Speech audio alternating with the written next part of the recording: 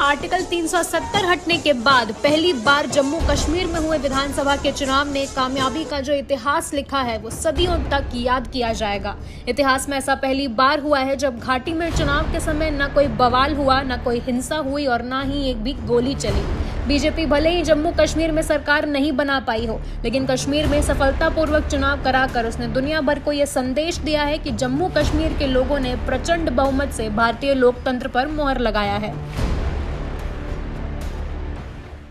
कुछ लोग कहते थे कि आर्टिकल 370 हटा तो कश्मीर जल जाएगा,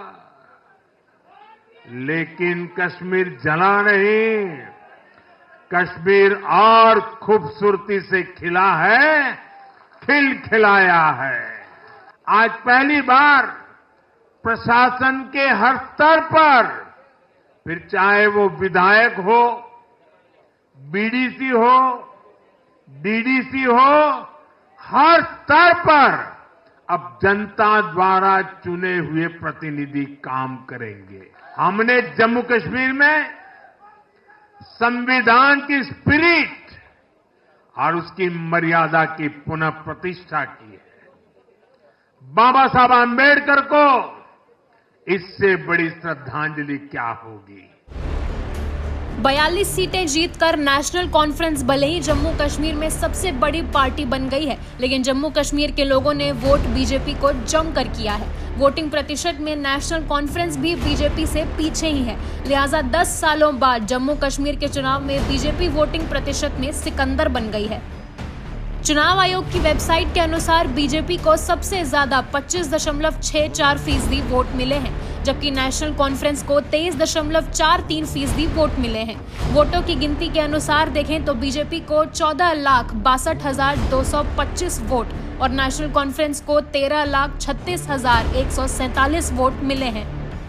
कश्मीर घाटी में विधानसभा चुनाव के नतीजों में अलगाववादी उम्मीदवारों की भारी हार हुई है, जो अभी तक के चुनाव में अहम फैक्टर बने रहते थे। इन अलगाववादी उम्मीदवारों में इंजीनियर राशिद के पार्टी के प्रत्याशी भी शामिल हैं, जो चुनाव में कोई प्रभाव नहीं डाल पाए। बीजेपी भले ही जम्मू कश्मीर में सरकार न बना पाई हो, लेकिन कश्मीर में शांति से चुनाव करवाना बीजेपी की जीत मानी जा रही है और बीजेपी अब घाटी में दूसरे नंबर की सबसे बड़ी पार्टी बन गई है, जो विपक्षी गठबंधन को रास नहीं आ रहा है। ये जम्मू कश्मीर का महत्व सबसे ज्यादा रहा। 370 हटाया तो 2024 के चुनाव में प्रचार का मुद्दा रहा। मोदी जी तो और अमित शाह जी जगह जगह जाकर हमने कैसी मर्दानगी दिखाई और 370 को हटा दिया, लेकिन जहां से आपने हटाया वहां आप हार गए। आप देख लीजिए, आप हार गए।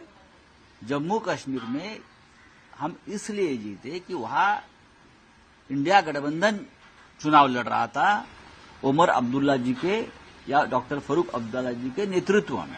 जम्मू कश्मीर के लाखों नागरिकों का कोटि कोटि धन्यवाद, जिन्होंने बाइट काट की राजनीति को त्याग कर भारी पोलिंग को चुना। नेशनल कॉन्फ्रेंस से भाजपा को 1,26,000 ज्यादा मत दिए हैं और जो कांग्रेस उछल रही है उसको भाजपा से भी आधे मत नहीं मिले। ये ऐतिहासिक विजय भाजपा को जनता ने दी है। 2014 में भाजपा हाईएस्ट 25 सीटों पर पहुंची थी और अब जनता का आशीर्वाद मोदी जी को 29 सीटों पर मिला है, जो एक अपने आप में ऐतिहासिक विजय है। जम्मू कश्मीर के विधानसभा चुनाव में आर्टिकल 370 का फैक्टर खूब चला। नेशनल कॉन्फ्रेंस और कांग्रेस ने कश्मीर में आर्टिकल 370 के मुद्दे को उठाकर वोटरों को लुभाया और इसका फायदा उन्हें मिला भी, लेकिन राजनीतिक पंडित इसे जम्मू कश्मीर के लोकतंत्र के लिए बड़ा सेटबैक भी मान रहे हैं, क्योंकि 2019 में जब केंद्र सरकार ने आर्टिकल 370 और जम्मू कश्मीर के विशेष राज्य का दर्जा खत्म किया था, तो इसे जम्मू कश्मीर के लिए नई शुरुआत मानी जा रही थी।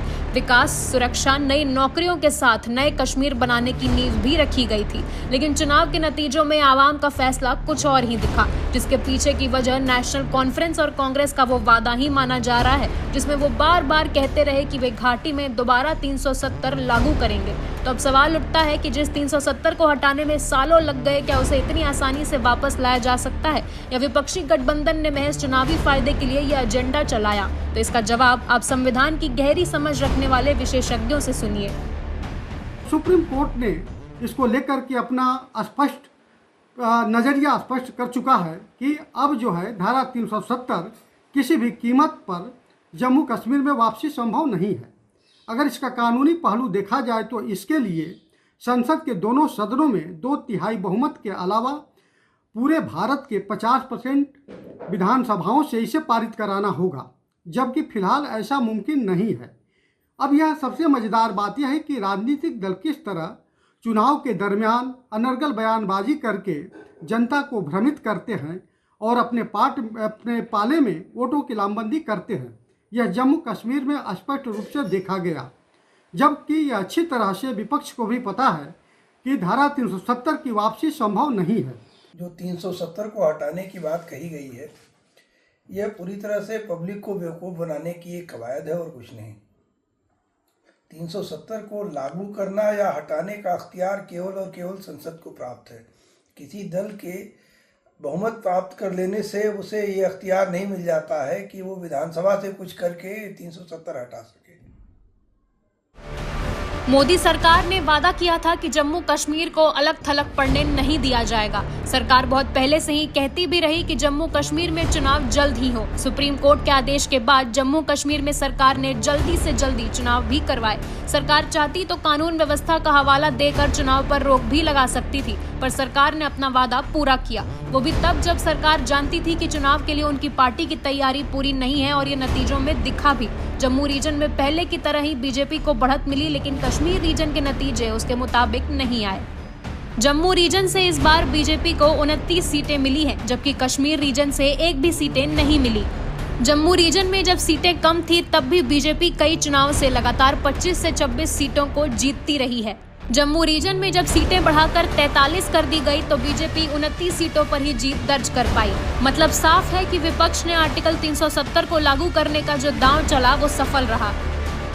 जम्मू कश्मीर की सियासत लंबे समय से नेशनल कॉन्फ्रेंस और पीडीपी के बीच सीमित रही है, और दोनों का सियासी आधार कश्मीर रीजन वाले इलाके माने जाते रहे हैं, जो इस चुनाव में दिखा भी। लेकिन सिर्फ नेशनल कॉन्फ्रेंस के लिए, पीडीपी के लिए नहीं, चुनावी फैसले ने महबूबा मुफ्ती की पार्टी पीडीपी के अस्तित्व पर भी कई सवाल खड़े कर दिए हैं। क्या जम्मू कश्मीर से पीडीपी का जनाधार शिफ्ट हुआ? क्या पीडीपी के लिए आगे अस्तित्व की लड़ाई होगी? फिलहाल विपक्ष ने चाहे जो चाल चली हो, लेकिन आगे आने वाले 5 साल उसके लिए किसी अग्नि परीक्षा से कम नहीं होने वाले हैं, क्योंकि विपक्ष ने जो वादा करके जनता का वोट बटोरा है उसे साबित भी करना होगा, जो फिलहाल बहुत मुश्किल दिखाई दे रहा है। जम्मू कश्मीर में विधानसभा का गठन होगा और वहां मंत्रिपरिषद शपथ लेंगी, लेकिन अभी उसे पूर्ण राज्य का दर्जा नहीं है, और उसे पूर्ण राज्य का दर्जा मिलेगा या नहीं ये केंद्र सरकार के फैसले पर निर्भर करेगा।